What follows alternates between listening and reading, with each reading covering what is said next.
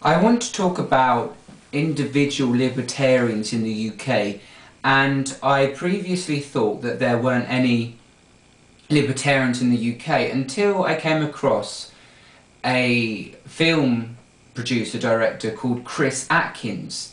He was the director of Taking Liberties, that was a documentary, a kind of a quasi-Michael Moore documentary by an English producer, director, this summer. And now it's been released on DVD and it's got a website and a book accompanied with that. And I read an article of his in a magazine, and it said that he was a libertarian, and this interested me. I thought, wow, there's this libertarian who is writing articles and is promoting libertarianism. Well, actually what he was promoting is civil liberties. And civil liberties is an aspect of libertarianism, but only one aspect of it. And actually on his website and what he promotes, he solely promotes civil liberties. And actually on his website he doesn't mention the word libertarian or about small limited government, non-interventionism, a humble foreign policy, the abolition of the welfare state, personal responsibility. So we believe in individual liberty but matched with personal responsibility. None of this was mentioned on his website, which leads me to think, okay, is he a libertarian at all? It suggests on his website what you can do to be active, what you can do to promote civil liberties. One suggestion is join Amnesty International. What's the history of Amnesty International? It was founded by Peter Benenson, who joined the Labour Party shortly after the Second World War.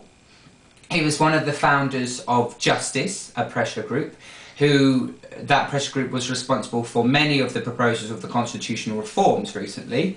So essentially, the founder of Amnesty International was a socialist. Look at Charter 88, another pressure group for a codified constitution, civil liberties. It sounds good, constitutionalism. However, it has now merged, Charter 88, with the New Politics Network, and now it's called the Unlocked Democracy, which is supposed to be established sometime soon. But the New Politics Network used to be the Democratic Left, an organisation called the Democratic Left in the early 90s, and the predecessor organisation to that was the Communist Party of Great Britain. So it seems to me that there are pressure groups, constitutional pressure groups in this country that have socialist backgrounds, and this makes me think, as libertarians we're constitutionalists.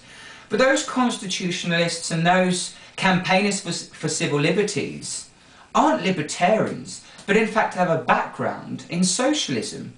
So we really have to be careful as libertarians who want to join projects, be part of projects and activism to promote civil liberties, to remember that socialists, quasi-socialists, social democrats, social liberals, modern liberals, whatever you want to call them, that they have a socialist background and a socialist heritage. They also want to promote constitutionalism, an aspect of libertarianism.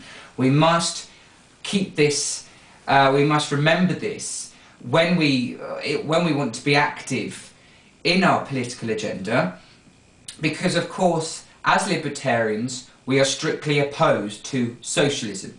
So I thought I would just flag this up, that Chris Atkins, the producer, the writer of this documentary, Michael Moore style-like, of Taking Liberties, he was called in a magazine article libertarian, but is almost ashamed of using that term and what libertarianism about. So that's really what I want to raise. Comments please, if you agree with me on this aspect. But in conclusion, just to be aware that in any activism British libertarians may want to take, be aware that there are socialists also who are active in constitutional reform. Thank you.